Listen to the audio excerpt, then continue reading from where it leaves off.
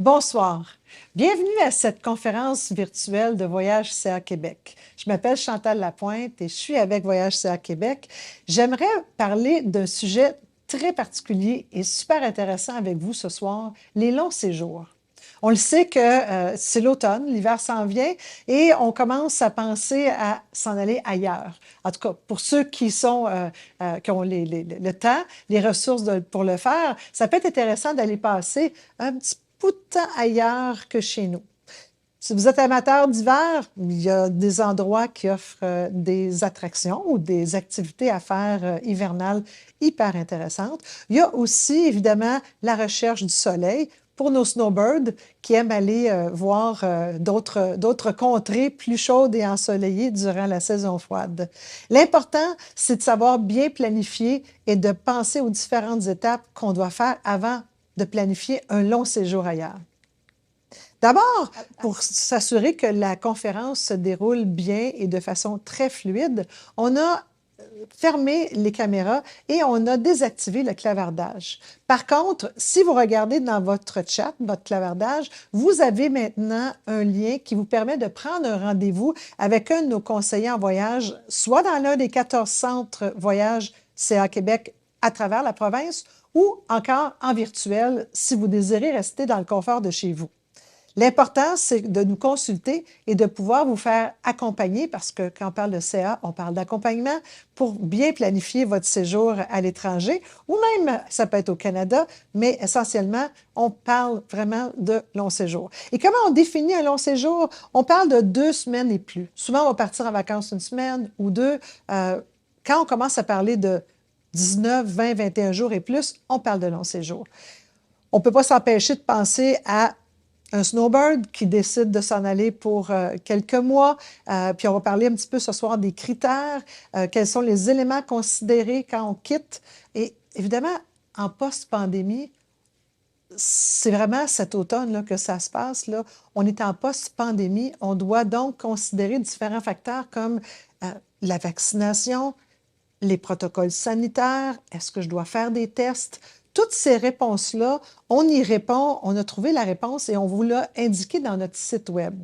Vous allez donc sur voyagecaquebec.com et vous avez un onglet dans le haut, comme vous voyez à l'écran. Il y a un onglet qui s'appelle « Avant de partir ». Cet onglet-là, vous cliquez dessus et vous allez voir défiler devant vous de l'information pertinente pour les voyages à l'étranger. Ça peut être qu'est-ce que je peux faire, où est-ce que je peux aller, et on vous amène un petit peu plus bas, comme vous voyez, comme vous avez vu à l'écran, une section qui s'appelle Sherpa. Donc, l'outil en ligne Sherpa vous permet de cliquer sur les informations qui sont pertinentes à vous, c'est-à-dire, est-ce que j'ai un passeport canadien ou étranger? Est-ce que j'ai été vacciné ou pas? Quel est le pays où je vais aller?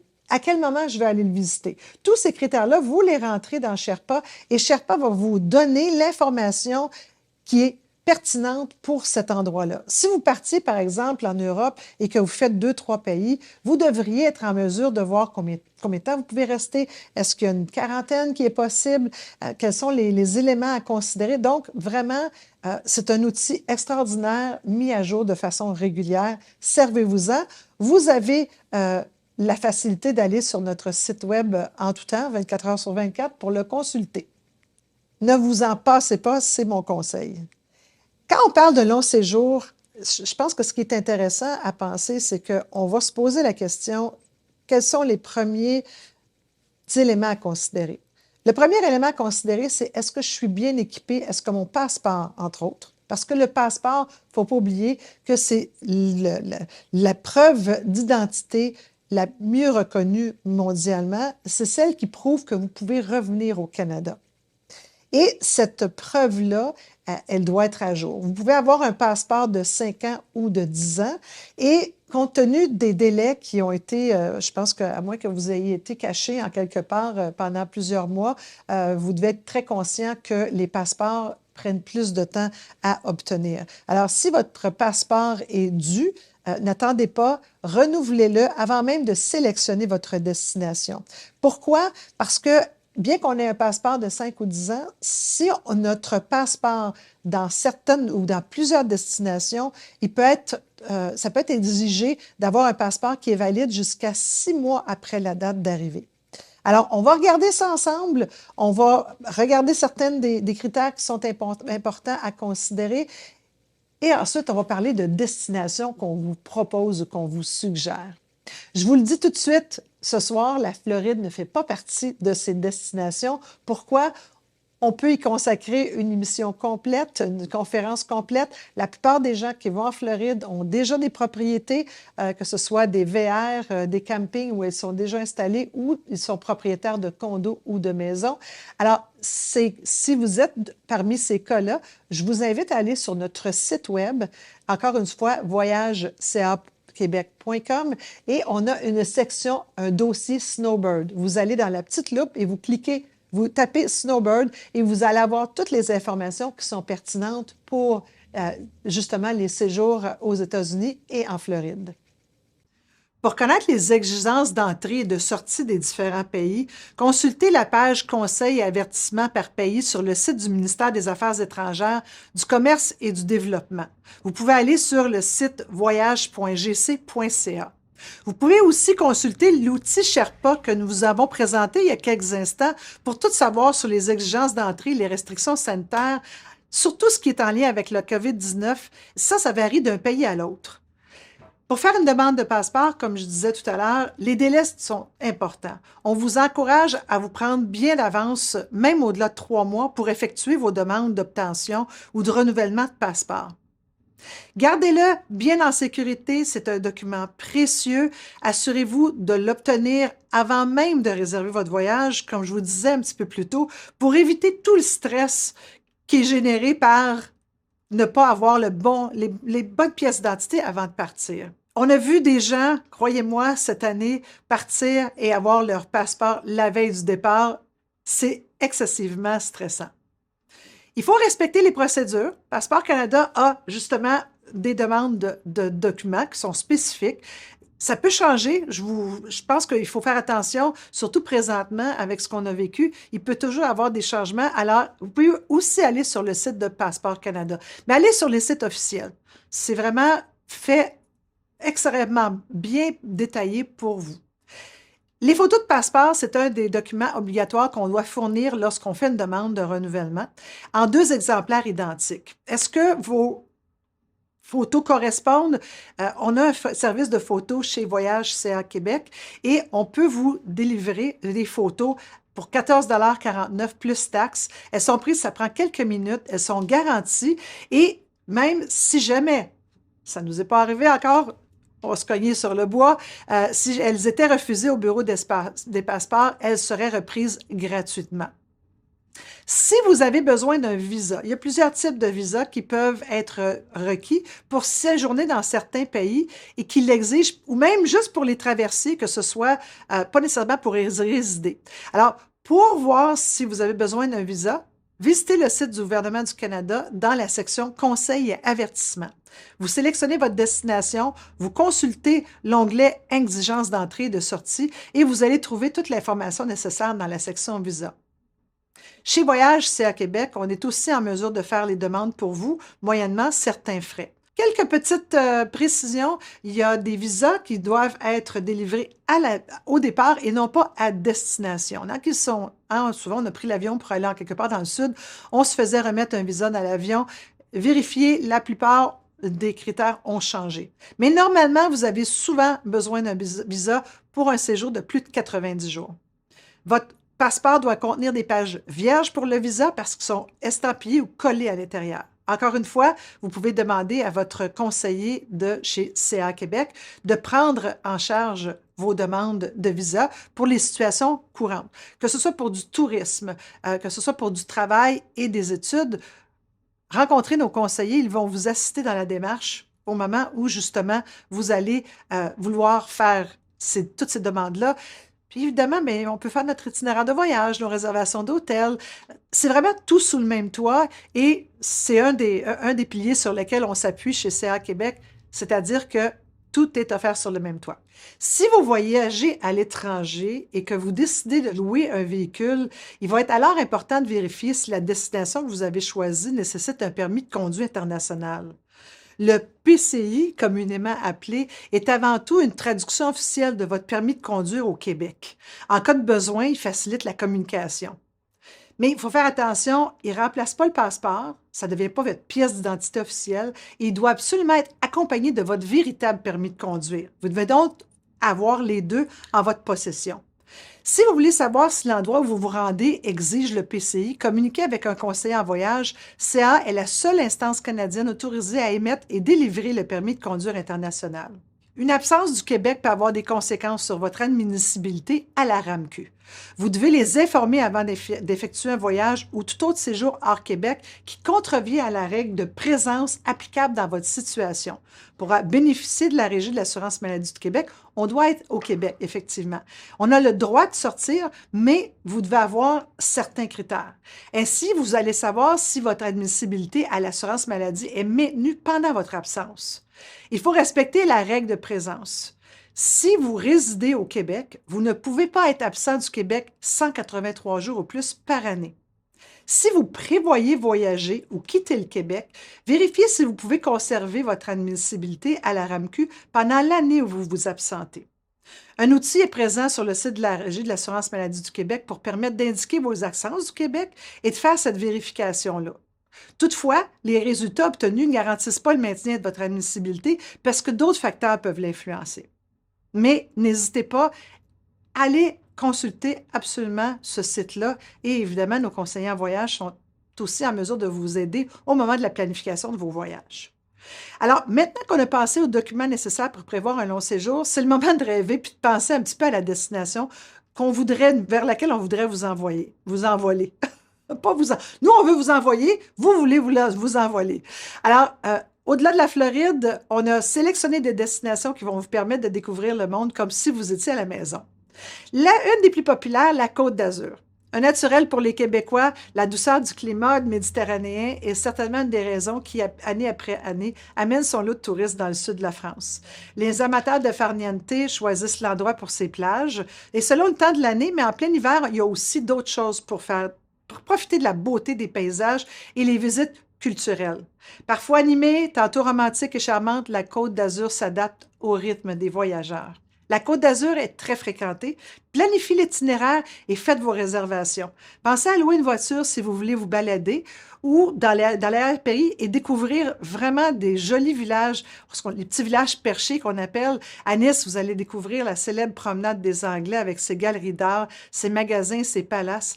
Alors, qu'à Cannes, vous allez vous retrouver dans le pas du jet-set international. L'incontournable Marseille et son paysage enchanteur vont vous charmer, alors que Cassis sera parfait pour vous détendre en profitant des terrasses au bord de l'eau, ou même juste tout simplement aller prendre une belle marche, des belles promenades autour des célèbres calanques. Un autre pays du sud de l'Europe qui attire beaucoup d'entre vous, l'Espagne et sa Costa del Sol. Pays de contraste, l'Espagne fait partie des destinations voyage cultes pour un large éventail de touristes. Qui n'a pas entendu parler de la fameuse Côte du Soleil et la Costa Brava qui attire les familles et les vacanciers en quête de chaleur, de mer et de plage? Les nombreux musées de Madrid et de Barcelone ainsi que les trésors architecturaux de Séville, Cordoue, Tolède et Grenade font la joie des amateurs d'histoire et de culture. Au nord du pays, les sportifs vont aimer faire du surf ou du ski. Et pourquoi pas un petit pèlerinage religieux ou touristique à Saint-Jacques-de-Compostelle. L'hiver est particulièrement une bonne saison pour y aller. Pourquoi? Parce qu'elle est effectivement très ensoleillée, sans être exagérément chaude, donc très confortable.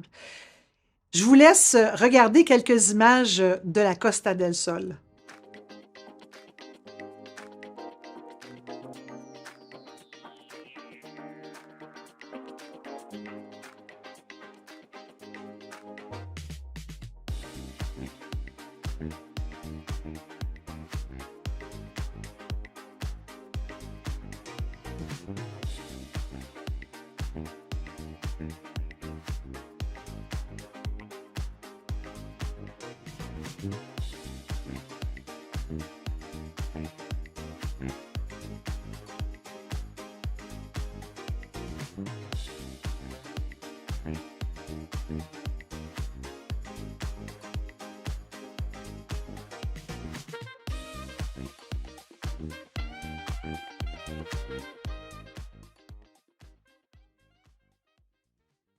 Je sais pas si vous avez déjà soupé, mais les images qu'on regardait là, surtout à la fin, là, c'était pas mal tentant.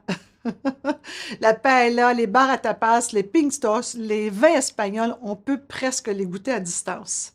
Et c'est facile de se loger en Espagne. La plupart des grandes chaînes hôtelières ont des formules avec petit déjeuner ou des appartements. C'est ce qui est vraiment le plus populaire sur la Costa del Sol. Si vous voulez un petit peu de luxe, essayez les paradores, des établissements qui trouvent leur place dans les châteaux, des monastères, d'autres des édifices historiques et qui offrent des prestations pour l'hébergement. Le meilleur temps pour s'y rendre, en hiver, en Espagne en général, les températures avoisinent les 15 à 20 degrés et c'est parfait pour visiter. C'est l'idéal pour éviter les grandes chaleurs puis l'affluence touristique de l'été. Sur la Costa del Sol, dont on parle principalement aujourd'hui, vous trouverez des températures moyennes qui tournent autour de 17 degrés à 31 degrés en juillet. Donc, un petit peu plus chaud au sud, mais l'ensemble du pays est vraiment très, très confortable à cette période-là de l'année. On a vu des images de Malaga un petit peu plus tôt, qui est dans la Costa del Sol, et ici, je vais vous présenter Torremolinos. Alors, on regarde ces quelques images ensemble.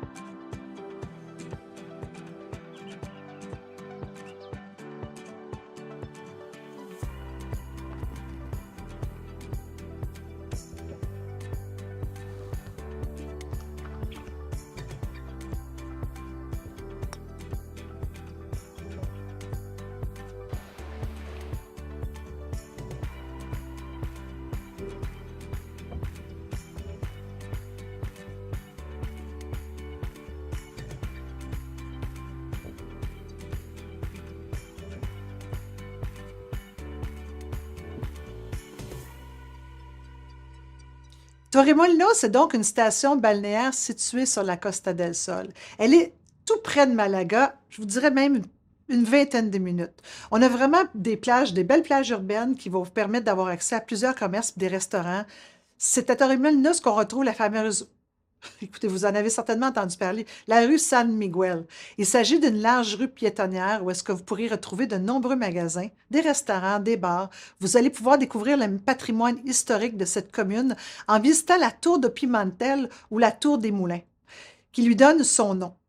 Torremolinos vous montrera une partie de son histoire et de ses traditions dans le quartier du Calvario, le quartier du Calvaire. Non, non, c'est plus beau, plus intéressant que ça sonne. Là, tous les jeudis, il y a un beau marché qui se tient entre les petites maisons blanches et les rues étroites et le temps semble vraiment s'être arrêté. Pas très loin non plus, toujours sur la Costa del Sol, Benalmádena. Je vais essayer de le dire comme il faut, parce que je suis déjà allée, c'est ça qui est le pire. On est à 20 km du centre de Malaga et peut-être une dizaine de minutes de voiture de Torremolinos. L'offre d'attractions touristiques est la plus complète que la Costa del Sol. C'est très bien réparti entre les trois noyaux urbains.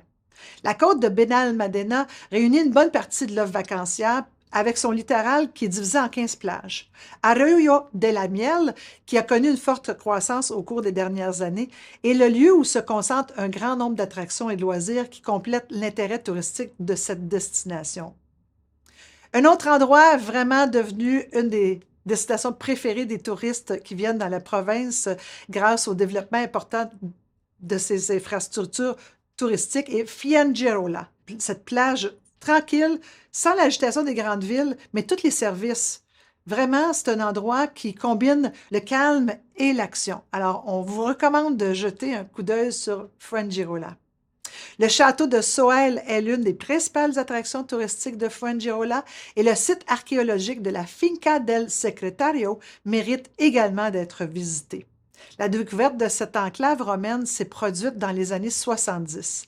À l'intérieur se trouvaient des ruines qui datent du 1er siècle au 5e siècle après Jésus-Christ, dont un atelier de potier, de termes et une usine de salaison.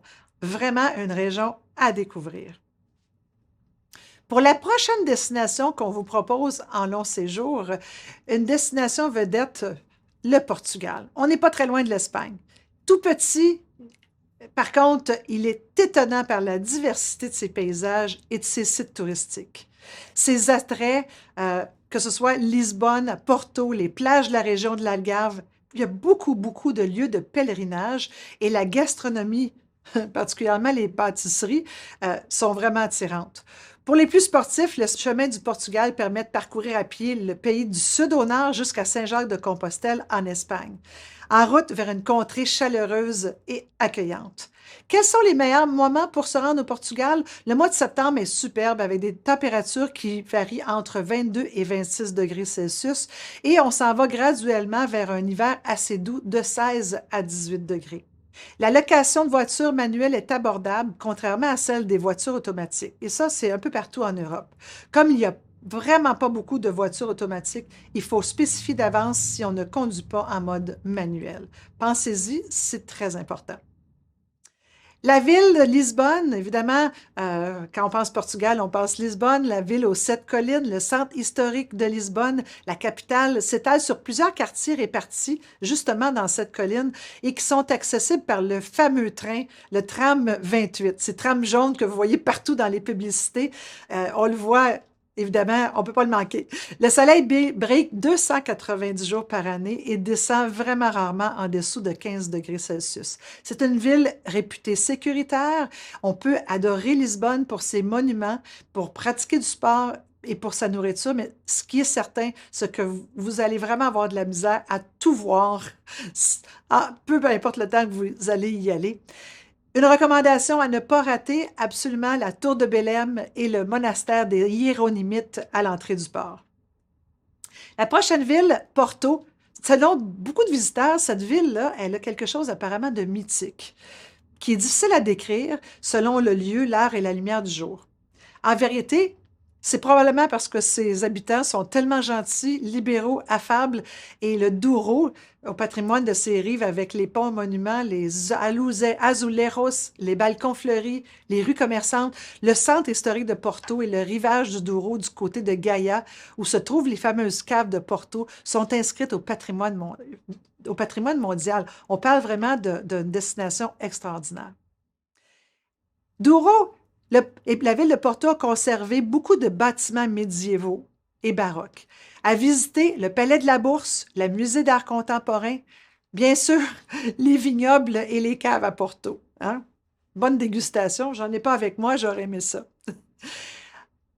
Un autre endroit, l'Algarve. On se dirige vers le sud, des plages sublimes, extraordinaires. Encore une fois, vous avez très certainement vu des photos de cette région.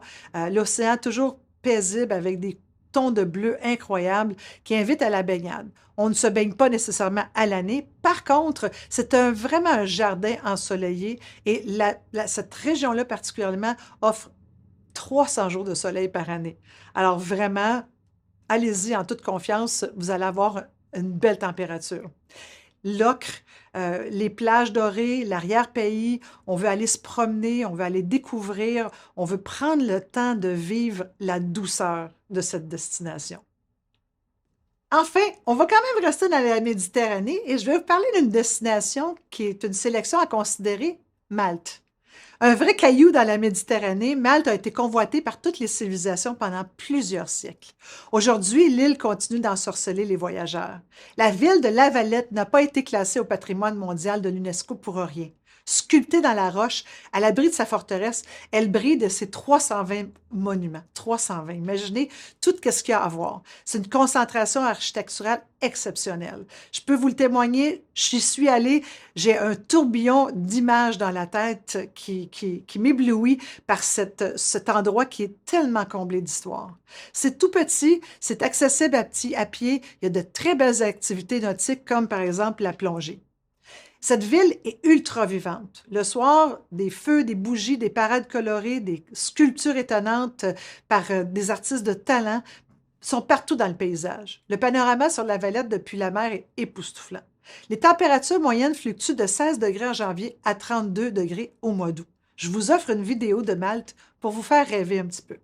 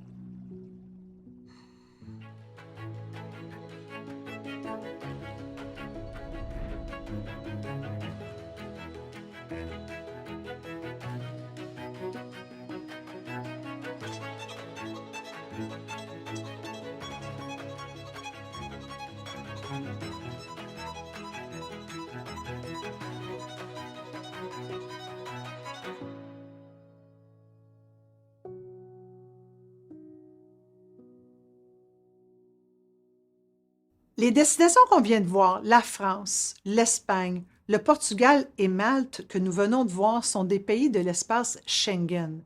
Les citoyens canadiens n'ont donc pas besoin de visa pour se déplacer dans les pays pendant une période de 90 jours ou moins sur une période de 180 jours. Les séjours sont cumulatifs et incluent les jours passés dans tout pays de l'espace Schengen. Une autre destination, encore une fois en Méditerranée, on va traverser de l'autre côté de l'Italie, on va parler de la Croatie. Cette région-là, en fait, ce pays-là, qui est populaire depuis quelques années auprès des Québécois.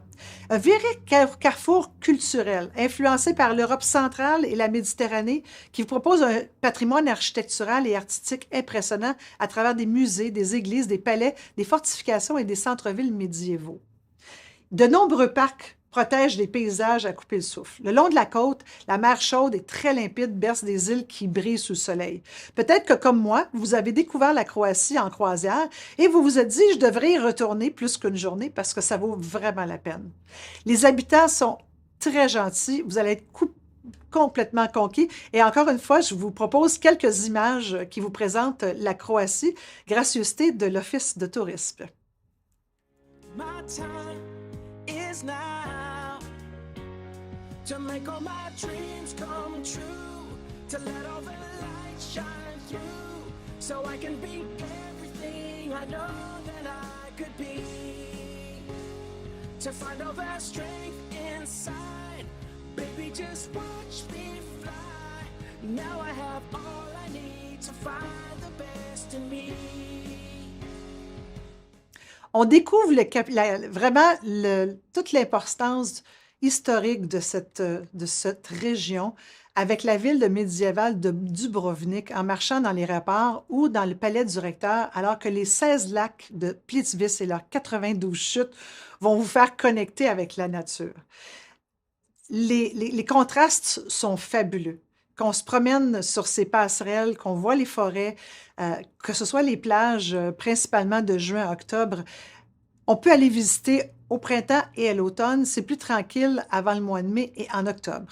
Si je vous parle de l'hiver, les températures sont plutôt froides à l'intérieur des terres, mais sont clémentes le long du littoral, donc le long de la mer. Les températures moyennes fluctuent de 12 degrés en janvier à 29 degrés en juillet. On va vous présenter en détail la Croatie lors d'une prochaine conférence cet automne. Consultez notre page conférence pour être au courant des nouveautés parce que dans notre division Explore, donc de circuits accompagnés, on va vous proposer un circuit accompagné en français avec un de nos célèbres et très, très professionnels accompagnateurs. Au niveau des conditions d'entrée et de sortie, la Croatie n'est pas un pays de l'espace Schengen. Les citoyens canadiens n'ont pas besoin de visa pour se déplacer dans ce pays, par exemple, pour une période de 90 jours ou moins sur une période de 180 jours. On quitte le continent européen, on va vers une destination de rêve, Bali. Que vous soyez en quête de spiritualité ou d'aventure exotique, vous allez trouver à Bali de quoi remplir votre esprit de toutes les beautés. Que ce soit les couchers de soleil, les paysages, la gentillesse des Balinais, elle est extraordinaire. C'est vraiment une île indonésienne qui a un climat tropical qui regorge d'attraits fabuleux. Plusieurs sites historiques, on y mange divinement. Et ce qui est intéressant, c'est qu'on a des hôtels pour tous les budgets. On vous conseille de vous déplacer en taxi à Bali puisque la circulation est assez dense. Les points forts, le sourire, la facilité d'approche des Balinais, les couchers de soleil sont parmi les plus spectaculaires au monde et la nourriture est habituellement excellente et digne des grands chefs. C'est une destination qui est prisée pour le surf et également pour sa plongée. On peut penser à des moments magiques qu'on va vivre là-bas, comme aller voir la pleine lune sur la plage, manger du nasi campur, qui est un riz blanc entouré de petites portions de viande et de légumes. Il n'y en a pas deux pareils. Contempler un coucher de soleil à Canggu ou boire une bonne Prost, bière indonésienne. Je ne parle pas de Prost comme les Allemands le font, mais vraiment une bière indonésienne. Ou admirer un poisson-lune à Nusa Lembongan. Nusa Lembongan, une île en retrait, facile d'accès et où on peut se rendre à l'année. Il fait chaud toute l'année. Les températures moyennes varient de 29 degrés en juillet à 32 en novembre. Au printemps et à l'automne, c'est le moment idéal pour visiter Bali. Mais l'été, de juin à août, le climat est parfait, mais c'est une période très achalandée, surtout au sud de l'île, et les prix montent un petit peu. Je vous dirais d'éviter la période de décembre à mars. Le risque de pluie est à son plus fort et ce n'est pas le bon moment. Comme notre conseiller Yann Brisson, dans un de nos centres voyage, nous précise, Bali a tout du livre et du film Mange, prie, aime. On mange comme un roi, on prie pour rester plus longtemps et on aime ses parfums envoûtants et son peuple attachant. Les conditions d'entrée pour Bali, vous avez besoin de visa de touriste. Si vous détenez un passeport canadien régulier, vous pouvez obtenir un visa à l'avance ou au moment de votre arrivée à certains points d'entrée. C'est évident qu'on vous recommande d'obtenir un visa auprès de l'ambassade ou du consulat indonésien le plus rapidement possible et le plus proche avant votre départ. Au palmarès des destinations exotiques comme Bali qu'on vient de voir, on pense à la Thaïlande. On vous propose de penser à la douceur de vivre de ce pays extraordinaire. Des plages de rêve, des marchés flottants, des temples bouddhistes, une fine gastronomie et une gentillesse légendaire de son peuple. Vous allez avoir juste une envie de vous rendre là-bas. Une fois sur place, vous laissez la magie opérer. Visitez la Cité des Anges, Bangkok et son palais royal, ou rendez-vous plus au nord pour vous imprégner des cultures locales. Pour se déplacer en Thaïlande, on conduit à l'inverse de nous, soit à gauche. Pensez-y quand vous traverserez la rue ou quand vous allez louer un véhicule. Les transports en commun sont rarement à l'heure, alors ne vous fiez pas aux horaires affichés. De plus, soyez pas surpris si des poules ou des porcs sont vos compagnons d'autobus. Un tour de tuk-tuk fait partie des classiques à faire. Ce petit véhicule motorisé à 3 roues est une expérience de transport unique sur une courte distance. Des activités incontournables, faire de la plongée dans les eaux du paradis à Koh Tao, fréquenter un marché flottant ou un marché de nuit à Chiang Mai. Une destination aux multiples couleurs. Il y a plusieurs périodes où on peut s'y rendre. Toutes les saisons sont bonnes en fait pour aller en Thaïlande, sauf l'été de juin à septembre, parce que c'est la saison des pluies. La meilleure période pour visiter la Thaïlande, c'est entre novembre et mars, qui permet d'éviter à la fois la saison des pluies et les températures caniculaires du printemps. Les conditions d'entrée sont assez particulières, c'est-à-dire que ça vous prend un visa touristique non exigé pour les séjour de 30 jours au moins. Et si vous vous rendez en Thaïlande à des fins touristiques avec un passeport canadien régulier, vous pourrez obtenir un visa de 30 jours à votre arrivée. Si vous obtenez un visa de touriste à entrée multiple, vous pourrez demeurer en Thaïlande jusqu'à 60 jours. Ce visa est valide pendant 6 mois et doit être obtenu avant votre arrivée en Thaïlande. Après avoir parlé de destinations aussi exotiques que l'Europe, Bali, la Thaïlande, Malte, la Croatie, on doit penser que si on part là-bas à long terme, c'est également essentiel de bien se protéger quand on part en voyage. Je vais donc vous parler d'assurance. Chez CA Québec, on offre une assurance complète qui propose des soins médicaux d'urgence là où ça compte, avec accès à un médecin sans vous déplacer, que ce soit virtuellement ou en visite à votre hôtel, pour des conditions de santé mineures, des remboursements de soins médicaux d'urgence et de rapatriement et une couverture contre la COVID-19 avant et pendant le voyage. On offre également l'assurance annulation et interruption de voyage. Vous pouvez être protégé contre les imprévus qui incluent la COVID-19, comme par exemple si vous aviez des dépenses encourues avenant une quarantaine ou un isolement forcé suite à un test positif. Vous avez des bénéfices inclus et l'option de couvrir même un problème de santé préexistant avec des frais additionnels. C'est vraiment important parce que c'est fini le stress de partir avec une condition qui n'est pas assurable. Si vous êtes volontaire pour payer une surprime, vous allez pouvoir obtenir jusqu'à un remboursement de 200 000 $ pour les dépenses admissibles advenant le cas où vous aviez une condition préexistante qui vous pose un problème, mais qu'elle était stable durant les 7 jours préalables à votre voyage. Une multitude d'offres d'assurance vous est proposée et je vous invite encore une fois à consulter l'un de nos conseillers en voyage CA Québec. Vous avez toujours le lien dans votre clavardage pour pouvoir aller de l'avant et vous assurer que vous, non seulement vous planifiez bien votre voyage, vous avez les bons documents, vous avez les visas si c'est le besoin, vous avez déjà planifié votre aventure et votre prestation et vous êtes bien assuré. C'est comme ça qu'on part la tête tranquille. Alors, vous avez le lien pour prendre un rendez-vous avec nos conseillers. Je vous souhaite un très, très beau séjour où que vous alliez dans le monde. Surveillez nos autres conférences. On a de multiples suggestions, que ce soit en individuel ou avec nos groupes accompagnés Explore. Vraiment, on a une panoplie et une très, très belle saison qui se présente devant nous. Au nom de toute l'équipe de Voyage CA Québec, je vous remercie. Je vous invite également à aller consulter le site de voyage.gc.ca pour vous inscrire. L'inscription des Canadiens à l'étranger est un service gratuit qui permet au gouvernement du Canada de vous aviser en cas d'urgence à l'étranger ou à la maison. Si vous êtes parti 2, 3, 4 mois, c'est important de penser que s'il arrive quoi que ce soit, que le gouvernement sait où vous êtes et qu'on peut aller vous aider, vous assister pour vous ramener à la maison. Il vous reste juste à choisir votre prochaine destination. On a fait une page web avec les différents produits qu'on vous a présentés ce soir.